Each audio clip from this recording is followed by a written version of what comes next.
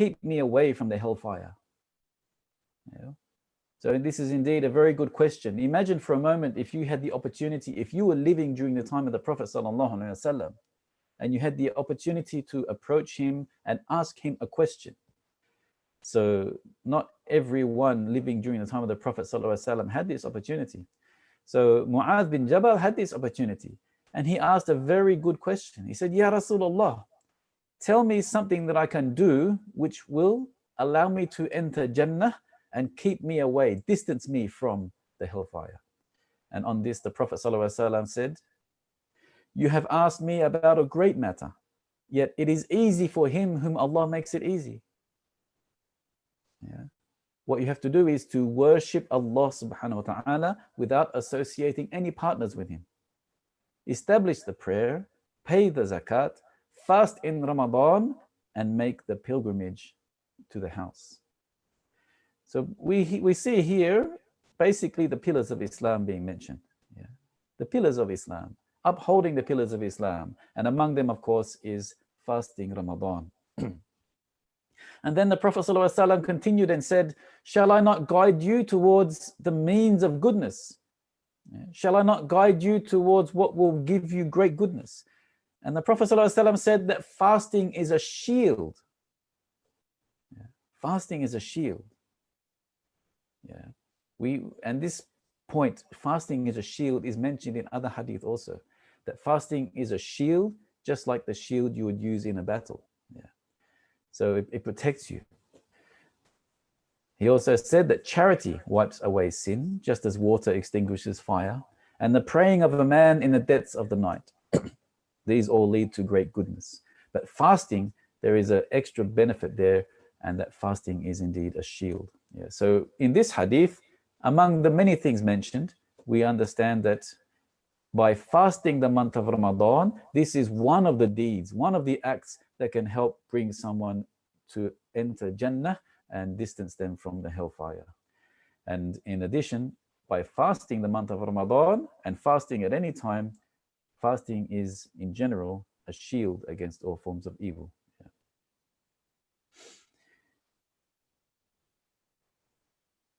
Also related to the point that Ramadan is indeed a blessed month. Yeah, Shahrun Mubarak.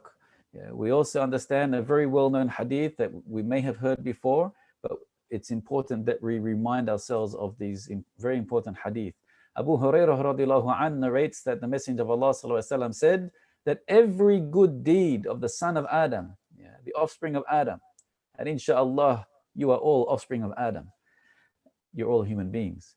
Every good deed of the offspring of Adam would be multiplied. And a good deed receives a 10-fold to 700-fold reward. Yeah. So from 10 times to 700 times the reward for every good deed. And Allah the Exalted and Majestic has said, with the exception of fasting, yeah, except for fasting.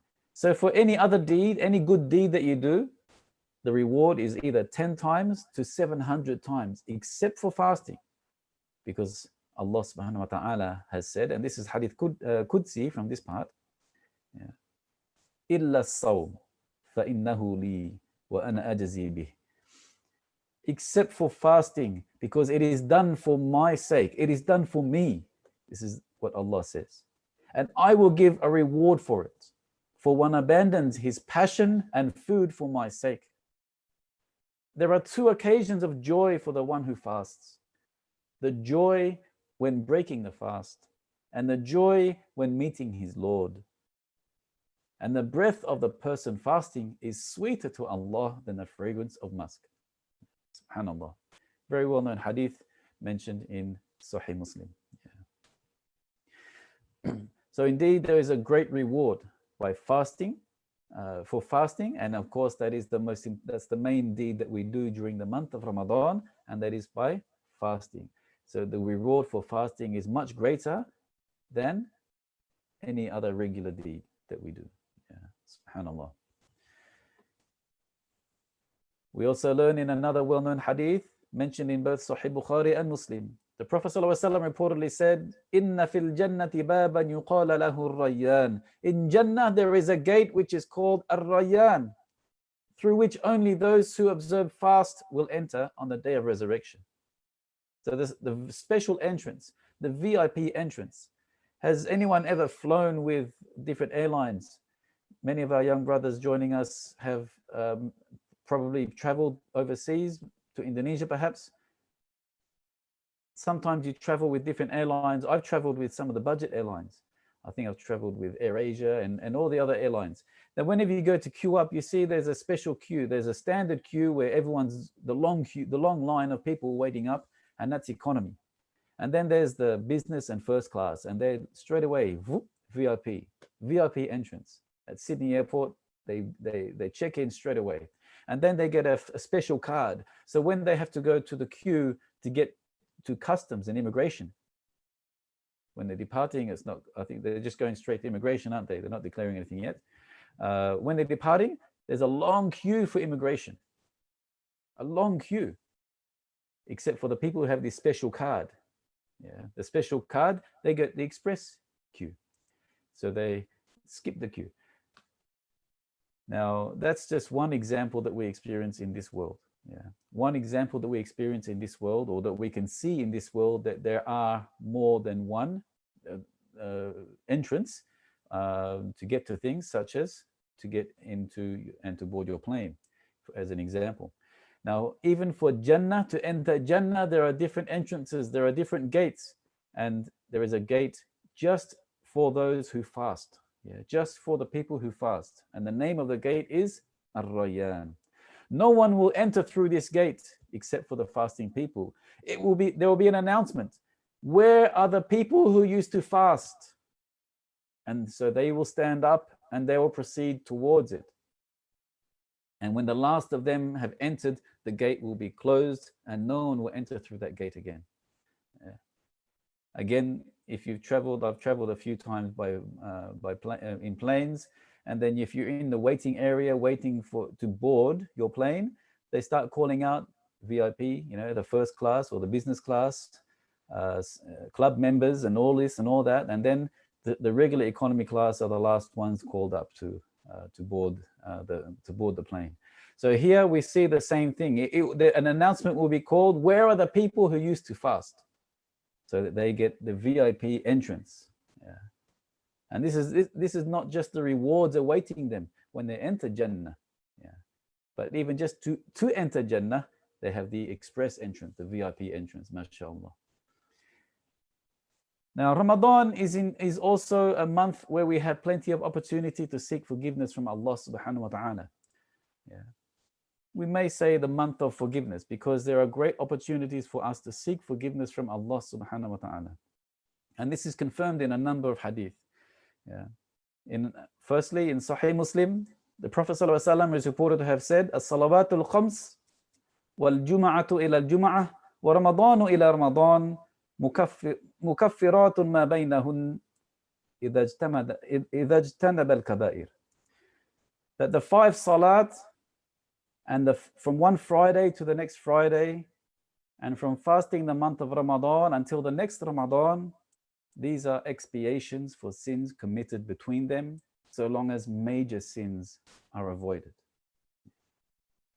So long as major sins are avoided. And this exception is clearly stated in the text of this hadith. So from one Ramadan to the next Ramadan, any sins that are not considered to be the major sins, the kaba'ir, yeah, examples of kaba'ir, murder, yeah, the major sins. Yeah, these are anything that's not a major sin may be erased if a person focuses the best that they can do every Ramadan. In Ramadan, they try to seek Allah's forgiveness and try to get closer to Allah by doing all the recommended acts that they can do during the month of Ramadan, and they do that the next Ramadan, inshallah. Any shortcomings in between, inshallah, will be forgiven. Yeah. Likewise, on a weekly basis, from one Friday to the next Friday, on a daily basis, from one salat to the next salat. Yeah. By upholding the 5 daily salat, any minor shortcomings that are done in between, inshallah, can be forgiven if we maintain the 5 daily salat from one Friday to the next and one Ramadan to the next. Yeah. Subhanallah. In another well-known hadith, the Prophet ﷺ is reported to have said, "Man sama Ramadana imanan wa ihtisaban, ghufira lahu ma taqaddama min dhanbi." So this is also in line with the previous hadith, and this one is mentioned in both Sahih Bukhari and Muslim. Whoever fasts during the month of Ramadan with sincere iman, sincere faith, and hoping to attain Allah's rewards, yeah, غُفِرَ لَهُ مَا تَقَدَّمَ مِنْ ذَنْبِهِ, then all of his past sins will be forgiven. But remember the condition mentioned in the previous hadith, as long as not the major sins. Yeah, not the major sins. Also, regarding the night of Al-Qadr, the special night that was mentioned in the opening hadith, yeah, the opening hadith, Ataakum Ramadan Shahrun Mubarak, that Ramadan has come to you, the blessed month. And in this hadith, it mentioned that in this month is a night, it is better than 1,000 months. Yeah. So this was mentioned in the opening hadith. And of course, this is mentioned in the Holy Quran, in Surah Al-Qadr, where Allah subhanahu wa ta'ala revealed, inshallah, we've all memorized this surah. Indeed, we sent down the Quran during the night of decree, the night of Al-Qadr. And what will make you know what is the night of Al-Qadr? The night of Al-Qadr is better than 1,000 months. Yeah. In the Sahihain, the Prophet ﷺ is reported to have said, whoever spends the night of Al-Qadr in prayer out of faith and in the hope of reward will be forgiven his previous sins. Yeah. SubhanAllah. Be forgiven the previous sins. And this is specifically saying for the night of Al-Qadr. Yeah. The night of Al-Qadr.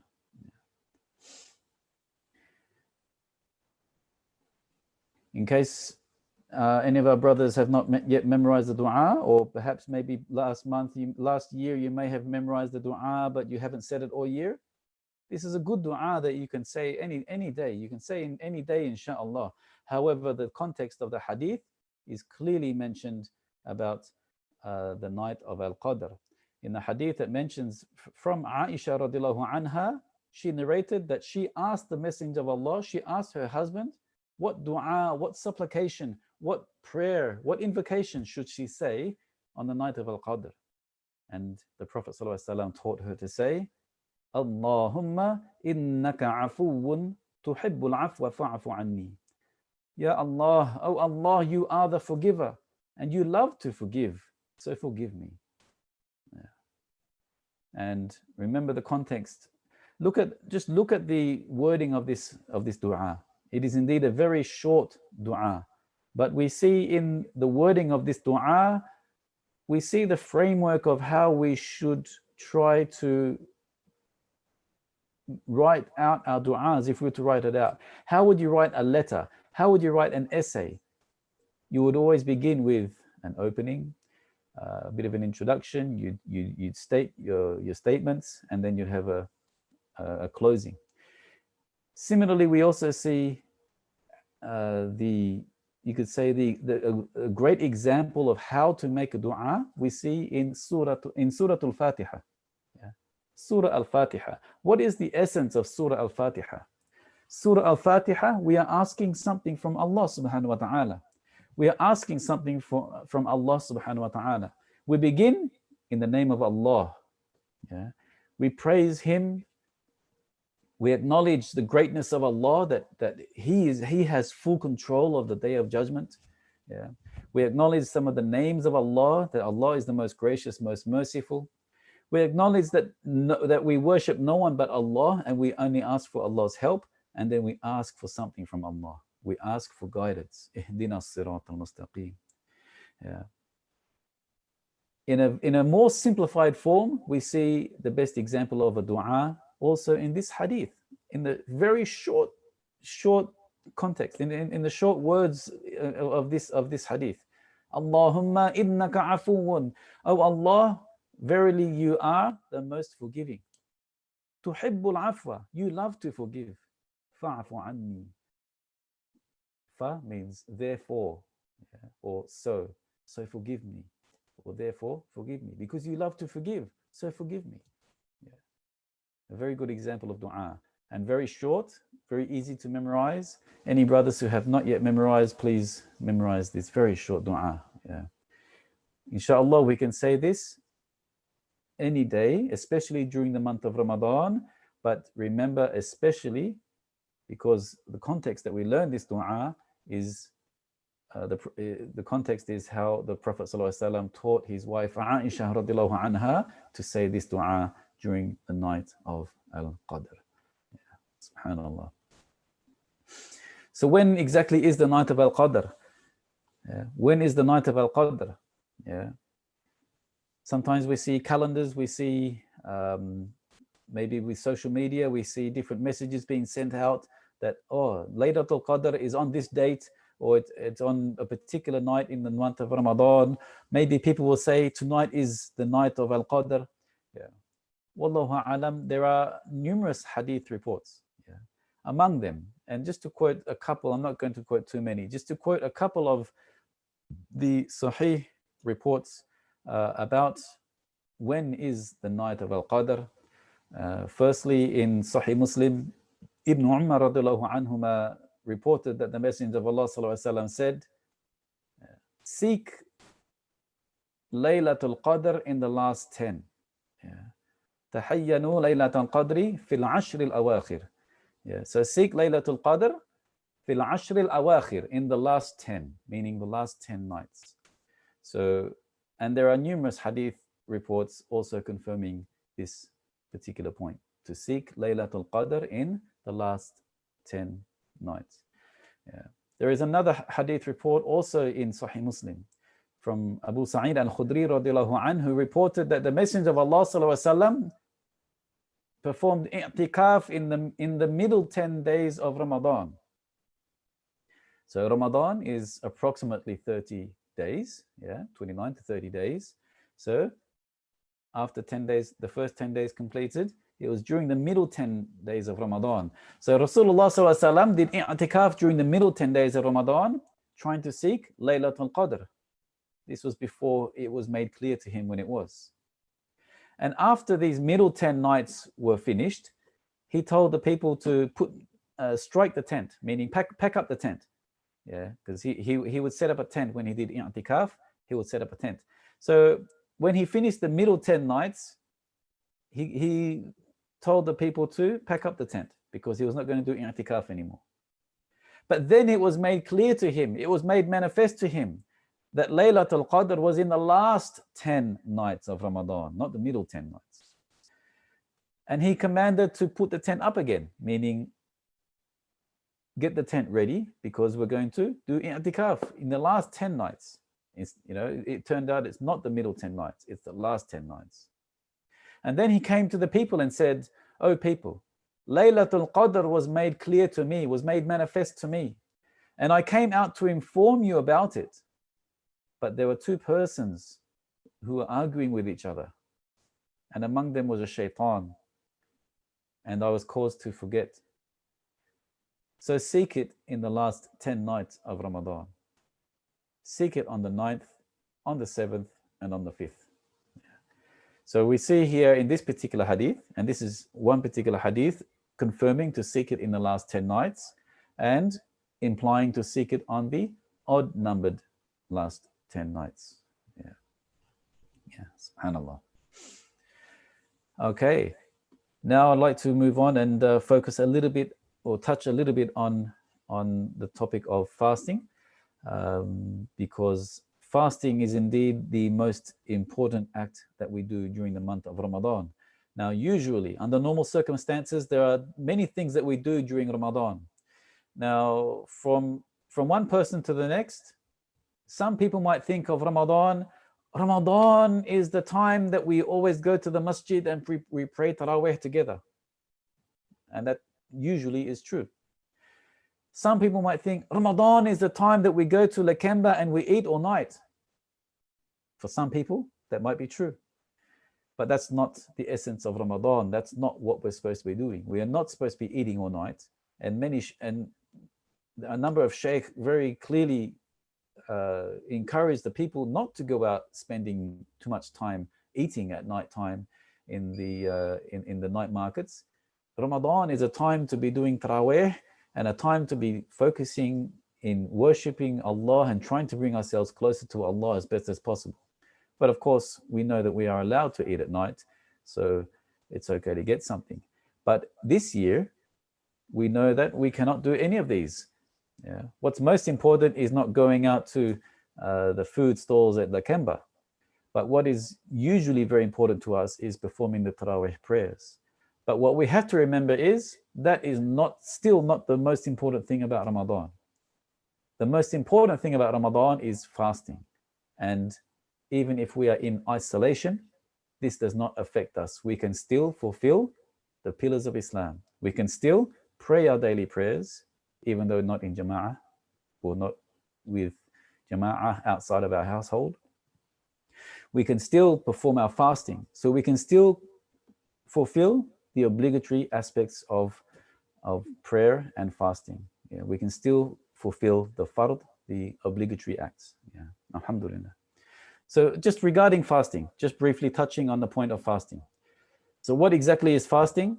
The definition of fasting, so the word in Arabic, as-siyam or sawm, literally means to abstain from something. Yeah. From an Islamic perspective, it means to abstain from three things. Yeah, three things that we need to remember: food, drink, and any form of sexual conduct. Yeah. So to be clear, yeah, food, drink, abstaining from food or drink or any form of sexual conduct from dawn to sunset, yeah, from Fajr or Subuh until Maghrib, with the intention to do so. Yeah, so this is a definition from a number of, stated by a number of scholars based on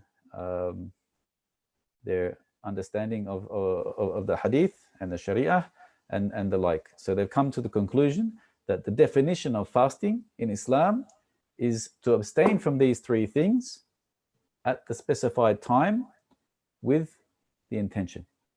Yeah, with the intention. Why with the intention? Well, we learn from hadith that if you happen to wake up one day, or you happen to during the day of fasting, and you might have forgotten momentarily that you're fasting, and you might go to the kitchen, or you might go and pick up a bottle of water, and then you just remembered, oh, ya Allah, I'm fasting today, and you just had a drink of water. So what should you do? According to the hadith, continue fasting. Yeah, continue fasting. And of course, you put down your drink or your food or whatever it was, and do not continue eating or drinking once you are aware, because then it would be intentional. But if it's not intentional, then it does not invalidate the fast. So that's why we have this as part of the definition. Yeah. In regards to fasting, Abu Hurairah radiallahu an narrated that Rasulullah sallallahu alaihi wasallam said, "Man lam yana' qawla az-zuri wal 'amala bihi wal jahla falaysa lillahi hajatun ay yada'a ta'amahu wa sharabahu."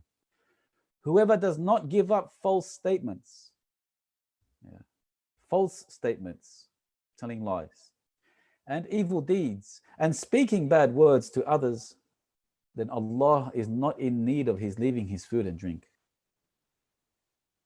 So although this is not part of the minimum requirement of fasting, the most important aspect about fasting, we know that we must abstain from the three things: food, drink, sexual conduct, at the specified time with the intention. This is the basic requirement for fasting. If this is not in line, if this is not fulfilled, then the fast is not valid. But that does not mean that there is not more involved, such as this hadith confirms that of course there is more involved for the fasting person.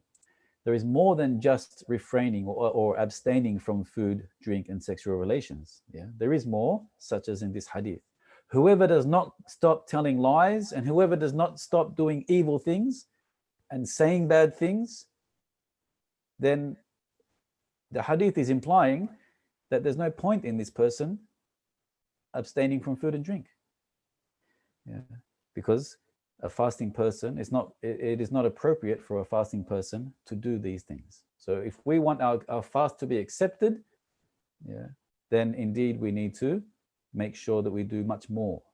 Yeah, but as a bare minimum, we must refrain or abstain from food, drink, and sexual conduct. Otherwise, our fast is clearly invalidated.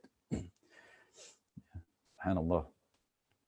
In another hadith in Sahih Muslim, Abu Hurairah radiallahu anhu narrates that the Prophet ﷺ said, when any of you get up in the morning in the state of fasting, he should neither use obscene language nor do any act of ignorance. And if anyone slanders him or quarrels with him, he should say, I'm fasting, I'm fasting. So again, another hadith, Sahih hadith, confirming the point that a fasting person, it is not appropriate for a fasting person to do any ignorant things or to speak obscenely. And if someone wants to start an argument with the fasting person, then the fasting person must refrain themselves from responding in a like manner. Do not get into arguments. Do not get into quarrels. Yeah, do the best that you can do. Yeah, I'm not saying that I'm the best example, but I mean, I still drive, I'm on the road, and there are still times when in Australia, we know that there's something called road rage, and people can lose their temper quite a lot. There's not much traffic at the moment, but normally traffic can cause people to get a little bit stressed out. And it's very easy to start cursing, some people start saying bad, swear words, using bad language. Actually, some people get actually angry and want to take it further and step outside the car, and sometimes people end up clashing. So indeed, this is an example of what a fasting person must not do, as clearly stated in the Sahih hadith. If any one of you are fasting, do not use obscene language or any act of ignorance. And if anyone tries to pick a fight with them, to pick an argument with them, just say, I'm fasting, I'm fasting. Now, that's not what you say to the person who's yelling at you. You don't say, I'm fasting, I'm fasting. But you say it to yourself, you remind yourself, I'm fasting, I'm fasting. Do not respond. Avoid this situation. Just, okay, yeah, sorry, mate, move on.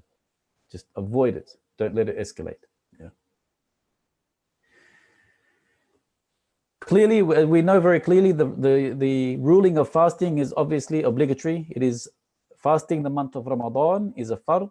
It is one of the pillars of Islam. Why is it a pillar of Islam? Yes, it's mentioned in hadith that mention the pillars of Islam, but focusing on two ayat in the Holy Quran, very clearly in Surah Al-Baqarah, ayat 183, Allah subhanahu wa ta'ala revealed, Ya ayyuhalladhina amanu, kutiba alaykumus siyam, kama kutiba ala alladhina min qablikum la'allakum tattaqun. O you who have iman, decreed upon you is fasting. So this meaning here is already quite clear in that it is a must do. But also in this ayah, in Surah Al-Baqarah, ayat 185. فَمَنْ شَهِدَ مِنْكُمُ الشَّهْرَ فَلْيَصُمْ. فَمَنْ, the second line to the third line. فَمَنْ شَهِدَ مِنْكُمُ الشَّهْرَ. So فَمَنْ, fa means like therefore or so. Man, whoever. Shahida, witnesses. Therefore, whosoever witnesses, minkum, from amongst you, ash-shahra, the month, falyasum. Fa, therefore, yasumhu. Therefore, he should fast it. In this English translation, so whoever sights the new moon of the month, let him fast it. So the meaning might not be as clear as saying let him fast it, but the word fa, according to the scholars, if you look in the fiqh books, the word falyasumhu, fa, therefore he should fast it. So that is where the scholars see that is the obligation contained in that part of the ayah. The word fa, therefore he must fast it. This English translation is a bit doesn't seem to stress that meaning very clearly. Let him fast it doesn't seem to imply but the word in Arabic is fa. Yeah. Therefore, it's implying he must fast it. Yeah. Subhanallah. So who must fast? Every sane, adult, healthy Muslim. Anyone who is a mukallaf. Yeah. A mukallaf. What is a mukallaf? Anyone who is sane, adult, yeah, they've reached puberty, baligh, and healthy Muslim, of sane mind. Because anyone who is not of sane mind, anyone who has not yet reached puberty, or anyone who has a particular health issue, which means there are some people who might not be able to actually do the fast due to health reasons, but anyone else, if they've reached all of these, then it is obligatory upon them. They are a mukallaf. Yeah, mukallaf, not a mu'allaf. Yeah, a mu'allaf in Indonesia and Malaysia, based on the ayah in the Quran, but usually refers to a new Muslim. A mu'allaf, once they become mukallaf, once they understand the rules, then it is obligatory upon them as well to perform the fast. So among the exceptions, anyone who is not of sound mind, anyone who has not yet reached puberty, there are obviously exceptions for travelers, for ladies menstruating, post-childbirth bleeding, elderly, if they're not healthy enough to be able to do so. There are conditions for pregnant and breastfeeding, but that is a matter that is discussed between one madhab to the next. There can be a different opinion about certain things, but there are exceptions for breastfeeding and pregnant, either to delay the fast and they'll have to make up for it later, or just not have to fast and not have to pay to make up for by feeding feeding the poor and so on. So that goes into a longer discussion there regarding that, especially from one scholarly opinion to the next. So that's some of the obligatory acts of fasting. So now some of the sunnah acts of fasting, some of the sunnah parts of the fast. Yeah. What are some of the sunnah parts of fasting? Firstly, it is sunnah to eat sahur. Yeah. So don't feel lazy to wake up early before the time of adhan for subuh. Don't feel lazy to do so, because it is a sunnah to eat sahur. Now you don't have to wake up 2 hours or something like that before, because then you might have had a late night, perform taraweh, and then you have a late night, you only sleep for a few hours, and then you set the alarm.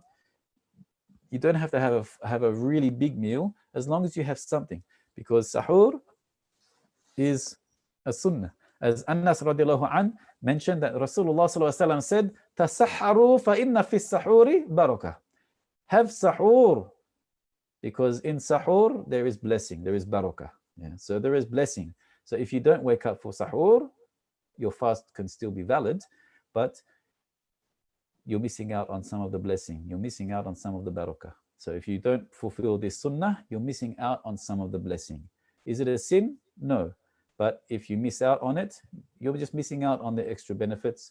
You're missing out on the barakah, and you're missing out on the reward of fulfilling a sunnah. Yeah. And at the same time, do not delay the breaking of fast when it's Maghrib time. When you know it is Maghrib time, break the fast. Yeah.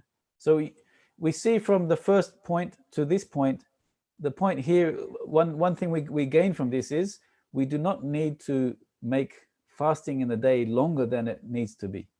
In fact, we are encouraged to have something to eat shortly before the adhan, shortly before the cutoff time, and we are encouraged to eat immediately when it is the time to stop fasting.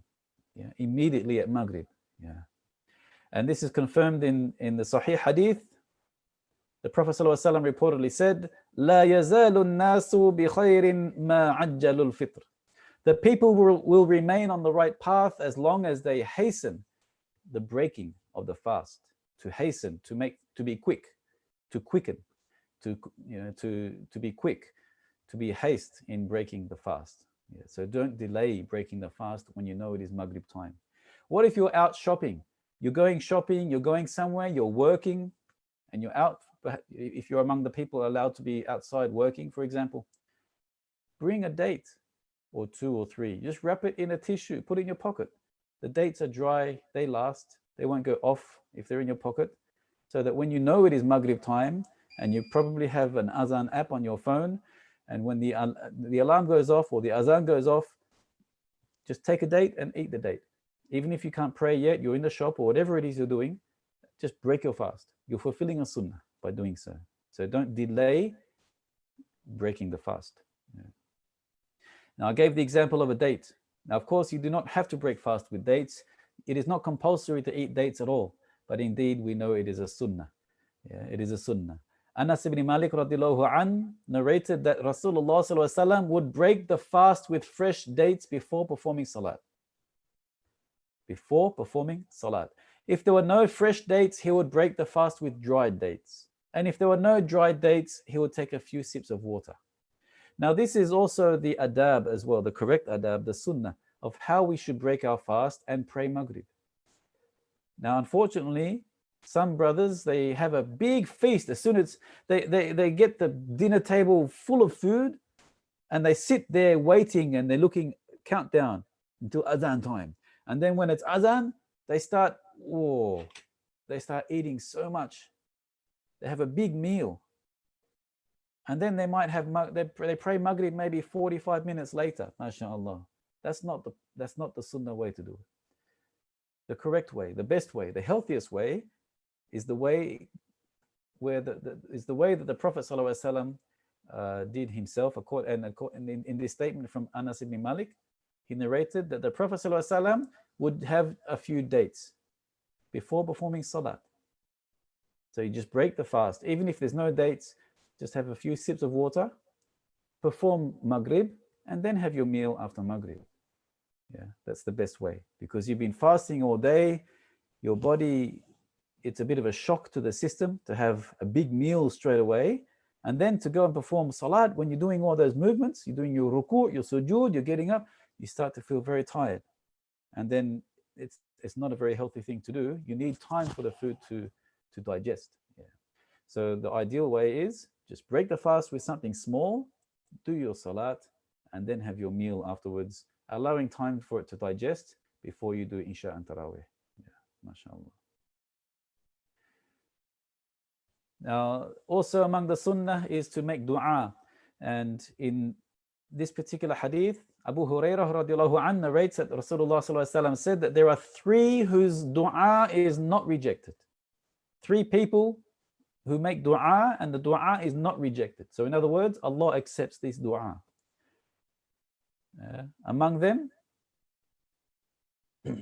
da'watuhum, among them is as-sa'im hatta yuftir, the fasting person until he breaks his fast.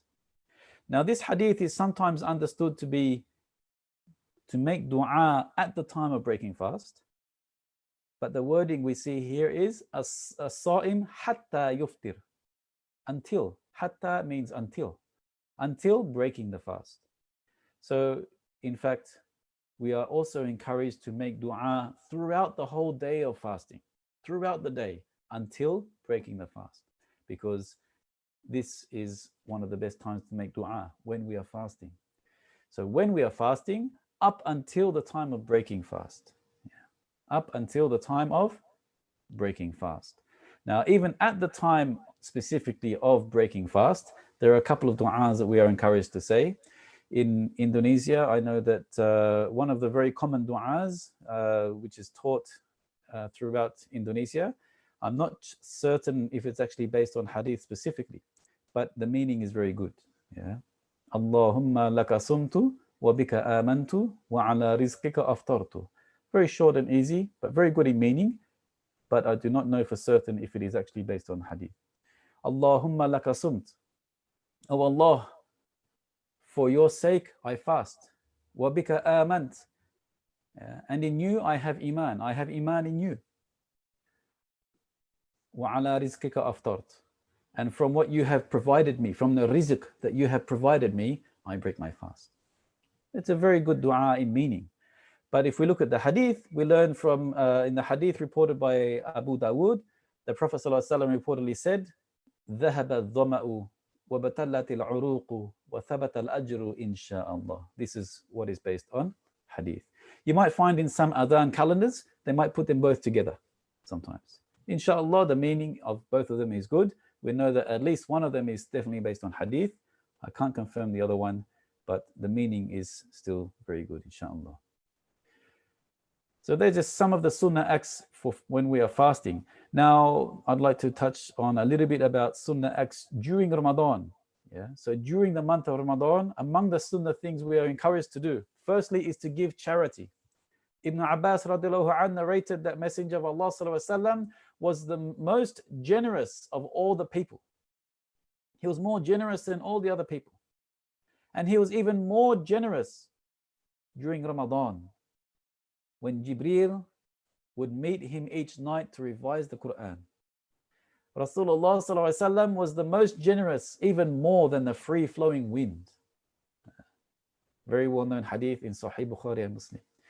So indeed, Rasulullah sallallahu alaihi wasallam was the most generous and even more generous in Ramadan. So indeed, we are encouraged to give charity. And there are many reputable Islamic charity organizations. CIDE, New South Wales, of course, CIDE, has a number of different charitable events and projects. And so keep tuned to that, and you'll see each time there are announcements about what CIDE is doing, as are many other reputable Islamic charity organizations. Of course, we are encouraged to recite the Holy Quran. Ramadan is known as the month of Quran, because the Holy Quran was revealed in the month of Ramadan. The angel Jibreel would revise the Quran with the Prophet ﷺ during Ramadan. And the early Muslims, we understand, would complete the entire book. Yeah, the Salaf, among the Salaf al-Salih, they would complete reciting from Al-Fatiha to An-Nas, from cover to cover, every few days during the month of Ramadan. So during the month of Ramadan, they would complete it numerous times. Yeah. Every few days they finish and start again. They finish and start again. Subhanallah.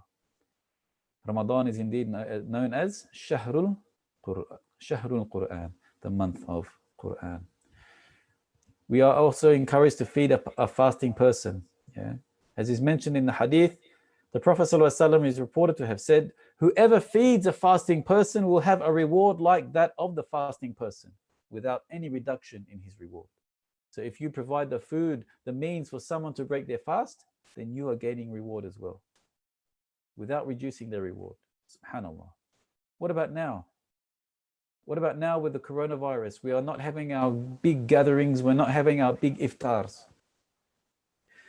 Well, if we think about our current situation, inshallah, there's hikmah. Yeah, there's hikmah behind what has happened. There are wisdoms behind. There are some positive aspects about this big negative, what appears to be a big negative situation. Yeah, a lot of people have pointed out among the positive aspects are that the earth is regenerating, our air is cleaner, there's less pollution in the world. There are news reports that in India, for the first time in 30 years, they can see the Himalayas. Because normally it's covered in smoke. The skies are clear. So lots of people are seeing a lot of the positive aspects. But what about during the month of Ramadan? The month of Ramadan is a month in which we are supposed to be seeking Allah's reward, trying to get closer to Allah. We are fasting. We should not be putting on weight during the month of Ramadan. But the reality is, many Muslims actually eat more during Ramadan. Now, it's good to have iftar gatherings under normal circumstances, but not every single night, not too often. Yeah. Yes, there's a bonding amongst the brothers. Yes, we get together. Yeah, it's very good. We love and we share to eat together. It's a very good thing. There are blessings, but not to eat in excess, because that is another matter which is not in line with Islamic standards. Unfortunately, someone once informed me that they were speaking with someone from a local council from a particular area where the majority of the people are Muslim. And they are very well prepared for Ramadan under normal circumstances, because they know that their waste service has to work extra during the month of Ramadan. They know when Ramadan is coming because there is more rubbish to be collected every Ramadan. MashaAllah. It should be the other way around. We are fasting. We're not eating during the day. But the reality is there's more rubbish because the Muslims are consuming more things and throwing out more things during the month of Ramadan. And this is not right, dear brothers and sisters. So what about this hadith? How can we implement this sunnah? How can we feed a fasting person when we're not allowed to congregate because of the coronavirus? We can still make donations. We can still donate to the reputable charitable organizations, and they can provide food to the people who are poor and needy. Yeah. Let them do the work. Let them, whether it's sending money overseas or wherever it is, if there are the organizations and there are projects being planned to provide food to those who need the food, then inshallah, if you've paid for that, then you are feeding a fasting person. So inshallah, you are fulfilling this hadith and gaining the rewards of giving and also fulfilling a sunnah, inshallah. Performing the night prayers. So the Taraweeh, we know, is not the fard. The fard of Ramadan is fasting. But of course, we are highly encouraged to perform the Taraweeh prayers every night. However, we cannot go to the masjid. We do not know if perhaps during Ramadan, if the circumstances might change, but at the moment, it looks like the whole month of Ramadan might still be, and we will most likely not be able to attend our masjids, most likely. But that does not mean we do not have to do Taraweeh. In fact, our beloved Prophet Muhammad ﷺ is not reported to have performed Taraweeh every single night in the masjid. In fact, if we look at the hadith, the Prophet ﷺ only performed Taraweeh in the masjid in Jama'ah a few nights. The rest he did at home by himself. So we can still be performing Taraweeh with our families at home. And this is still in accordance with the example of our beloved Prophet Muhammad ﷺ. Now, of course, under normal circumstances, we are encouraged to pray in Jama'ah, in the masjids, but the Prophet himself ﷺ only did that a few nights, not throughout the whole month. So we can still perform Taraweeh in our homes, and this gives us an opportunity to perform Taraweeh as a family, inshallah. And if need be, for the brothers, the father, the son, and elder brothers to younger brothers, if need be, you could do a rotation of imams. You can make a roster of who would be imam. These are a number of things that you could do in your household. Among the regular sunnah during the month of Ramadan is to perform i'tikaf. Now, normally we know that we are encouraged to stay in the masjid. As we already mentioned, the Prophet ﷺ, initially, he performed i'tikaf in the middle 10 nights, but then, as we know, it's meant to be in the last 10 nights, seeking Laylatul Qadr and doing i'tikaf in the masjid. Now, of course, we cannot perform this in the masjid at this stage, but we can still try to focus on what is the purpose of i'tikaf. A person in i'tikaf should busy themselves with salat, with prayers, with du'as, reciting Quran, praising Allah, making dhikr, doing all sorts of acts to try to bring ourselves closer to Allah. Inshallah, with the intention, we should still try to do these things, even if we are in seclusion in our homes. Inshallah, there is still reward, inshallah. So, alhamdulillah, my dear brothers, I hope I did not go too long. I can't see my clock with my screen taken up like this. So I hope this is beneficial for us. So this is how some way of how we need to try to prepare for this, the coming of the special month of Ramadan, the blessed month of Ramadan, as we are now approximately 1 week or just less than 1 week away. By next weekend, inshallah, we'll already be fasting. So what we need to do is revise ourselves of the benefits of Ramadan, the virtues of Ramadan, the benefits of fasting, the rewards of fasting in Ramadan, to encourage us to do things. And of course, we need to understand some of the rulings and what exactly is involved in the fast. So I hope this is beneficial for you. I apologize if there's any shortcomings or if there's any mistakes on my behalf. أقول قولي هذا أستغفر الله لي ولكم. I'll now give it back to our MC and perhaps if there's any questions.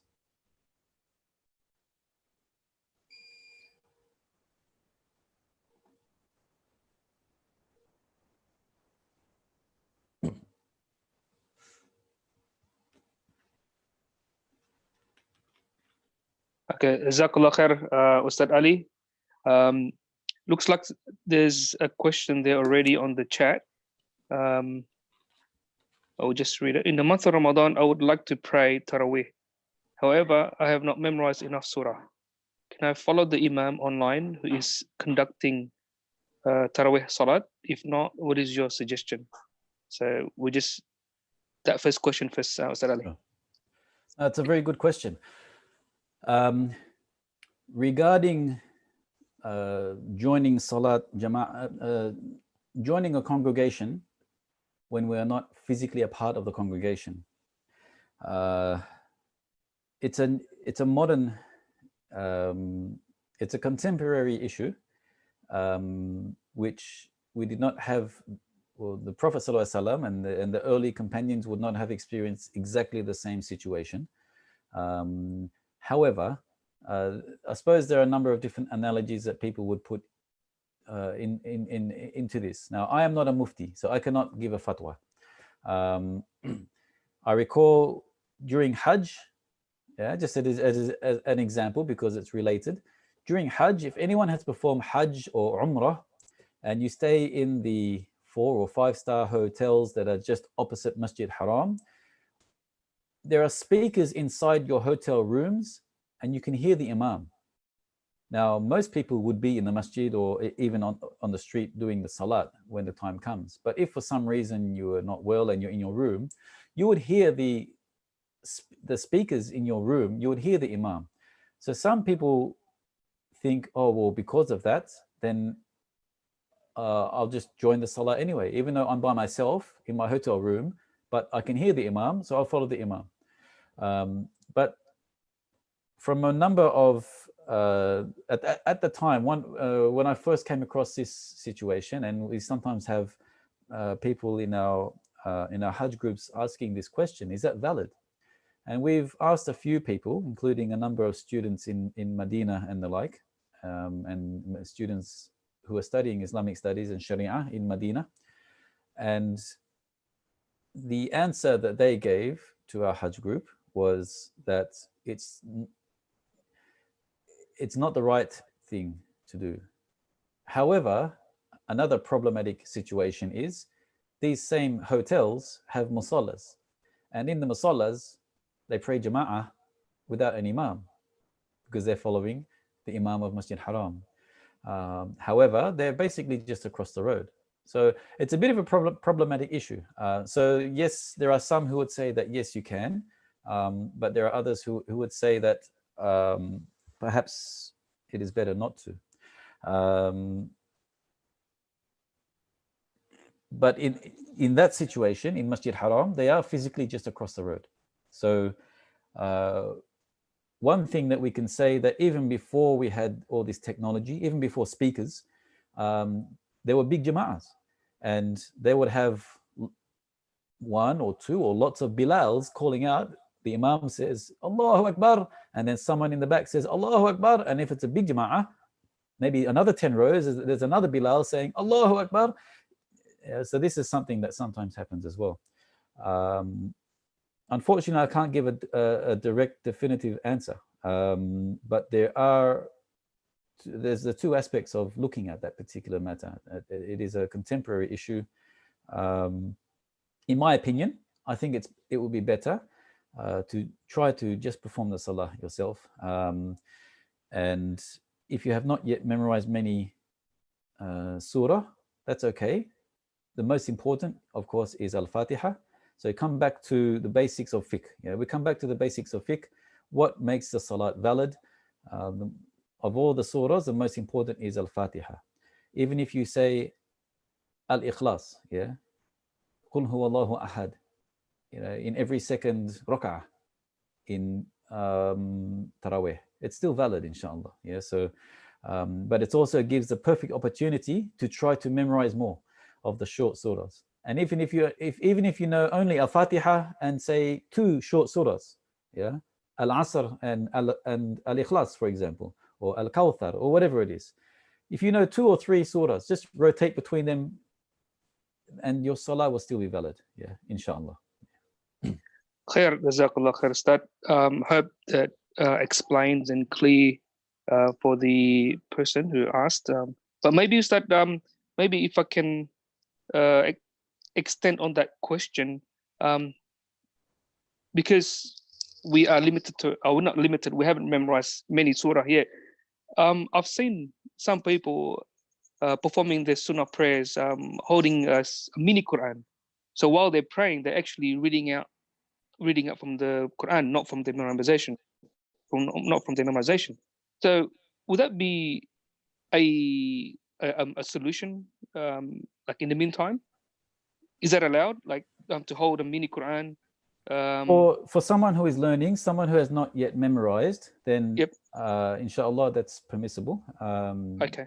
Like especially for example, if someone has for example, like a new Muslim. A new Yep. Muslim has not yet memorized everything properly. In order to avoid making mistakes, they can try to read.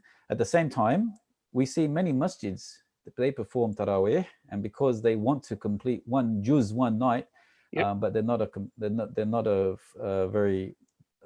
not yet a hafiz.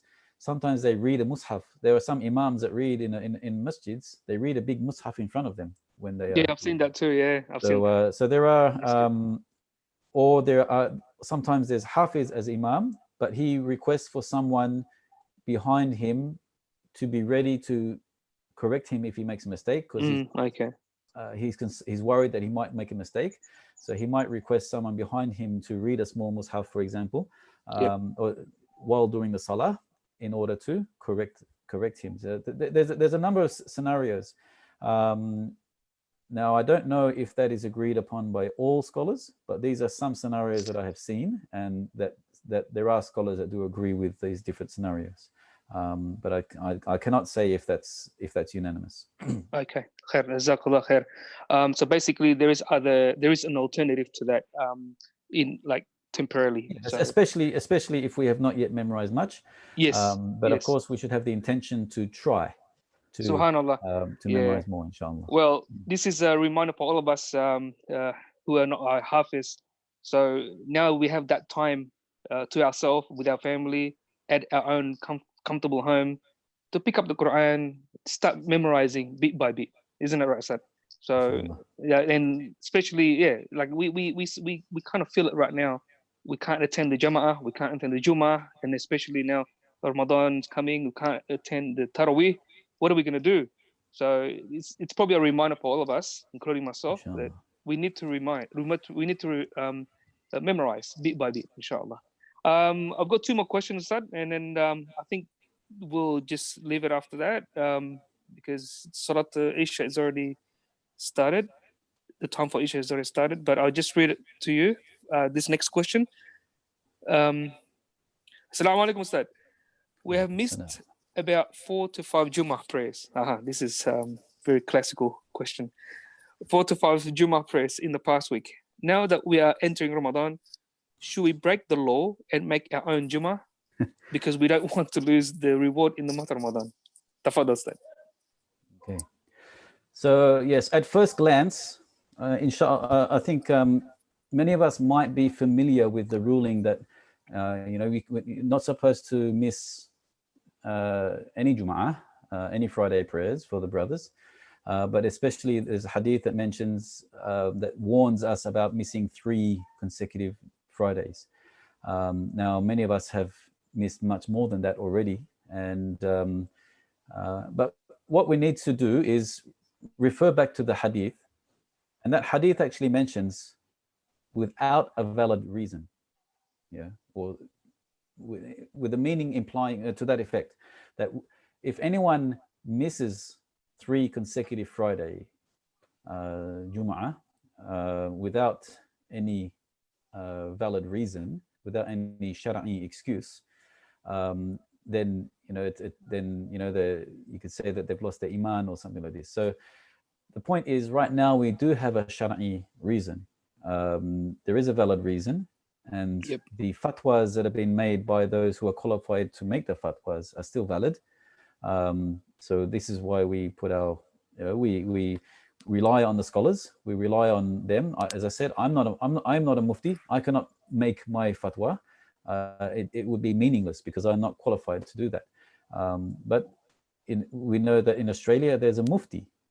Mufti literally means one who makes fatwa. That's the meaning of mufti. So the person who makes fatwa, who gives religious verdicts. Now, this is not the first time in history that an epidemic has been around, and it's not the first time in history that we see that in the Muslim lands where the adhan is being called, instead of hayya ala salah, they change the words to sallu fi buyutikum, pray in your homes. So this is not the first time in history. In fact, even during the time of the Prophet ﷺ, they would, if it was raining, if there was heavy rain. Now, remember, they were living in a desert without the equipment that we have, different clothing, without the umbrellas and everything that we have. So for them, even just rain would be a valid reason not to perform Jama'ah in the masjid. So coming back to the point of the question, inshallah, the reason is still valid. So we still have a valid reason, and the fatwa is still valid. If there is an issue, if we are concerned about that, if we believe we have a strong case to say, oh well, look, something needs to be done, put that forward to, for example, the ANIC, to reach to the mufti to revise his fatwa. But at this stage, the fatwa is still valid. So there is a valid reason at this stage, and the fatwa is just to pray Dhuhr in replace of the Jum'ah. So inshallah, it does not reduce. We still need to try to have our right intentions. It's just like if we're in a situation we're unable to fulfill our obligation to uphold the ma'ruf and to forbid the munkar, for example. There are things that are outside of our ability. So the main thing is we still have the intention that if I was able to, I would, and especially for Friday. So we don't take it as being, oh, we don't pray Fridays anymore, so it's just going to be another day, and so on. We can still perform, we can still do all the sunnah required on a Friday. Recite Surah Al-Kahf. We can still do what we are encouraged to do for a Friday, but without actually going to the masjid to perform it. So we adapt, and it's only a temporary situation, inshallah. Khair, Jazakallah khair. I hope that answers the question. The next one up, Ustad, and this will be our last one for tonight. Assalamu alaikum, Ustad. Jazakallah khair for the talk. What do you suggest to us with young families can do in our own homes to maintain the Ramadan feeling during the days or nights without being able to attend the masjid or usual Ramadan gatherings? So basically, some tips on motivating, basically. Well, I suppose for some activities, for example, during Ramadan, I think at the moment many people are at home. Myself, my daily routine has not changed. I'm still working. So for me, I'm still as busy as I was before coronavirus. It has not changed for me at all. But of course, for my children, they're not at school at the moment. And so with Ramadan approaching, many people have already been in some form of isolation in their homes. So what now with Ramadan? Well, with Ramadan,